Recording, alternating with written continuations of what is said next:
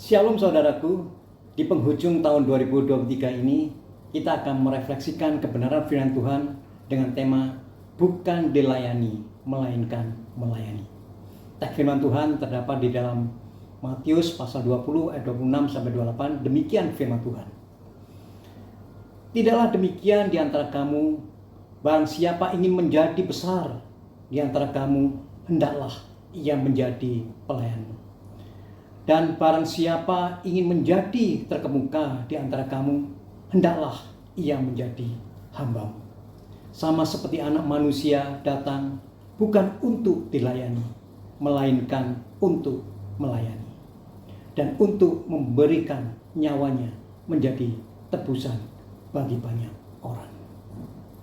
Saudaraku yang terkasih di dalam Tuhan, jemaat yang hebat dalam kerajaan Allah adalah mereka yang kehidupannya ditandai dengan pelayanan yang rendah hati.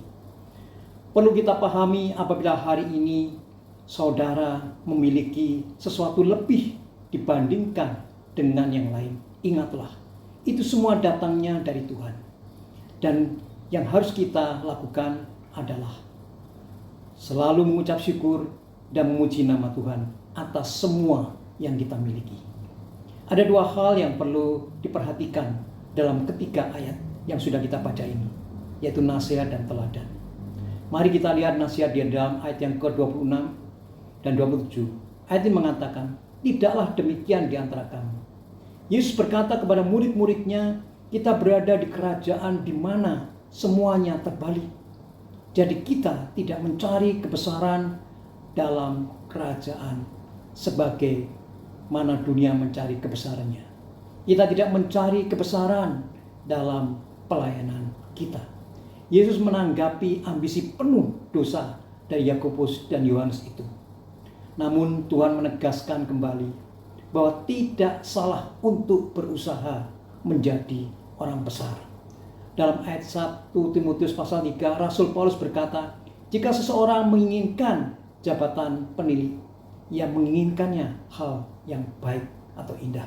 Itu keinginan baik. Dengan kata lain, hanya Tuhan yang bisa membaca motivasi saudara. Sekarang saudara dapat menilai diri sendiri ketika saudara menjadi Kristen sampai di penghujung tahun ini. Apakah saudara sudah melayani Tuhan atau sampai detik hari ini saudara belum melayani Tuhan? Melalui tenaga, waktu, dan dana saudara, ingatlah, Tuhan kita sudah menyerahkan hidup buat saudara, atau saudara sudah melayani Tuhan. Dan apa motivasimu? Untuk sebuah ambisi pribadi atau untuk menyenangkan hati Tuhan? Dalam ayat 28, Yesus adalah teladan kita. Dia memberikan nyawanya dalam pelayanannya. Kita harus melakukan hal yang sama. Namun dia mati bukan hanya dalam upaya untuk menunjukkan kerendahan hatinya, tapi ada lebih dari itu, yaitu sebagai tebusan. Kematiannya adalah tebusan, menebus saudara dan saya. Sebagai penutup refleksi kita pada hari ini, kehebatan dan kebesaran tidak ditemukan saat seseorang itu dilayani atau memerintah orang lain. Dalam kerajaan Yesus, kehebatan dan kebesaran ditemukan dalam melayani.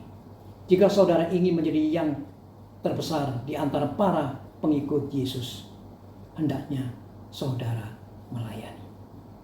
Yesus memberi kita salib untuk mengingatkan kita bahwa jalan ketaatan, kebesaran, dan kemuliaan ditemukan dalam melayani. Dan dengan melayani sesama. Tuhan Yesus berkati saudara.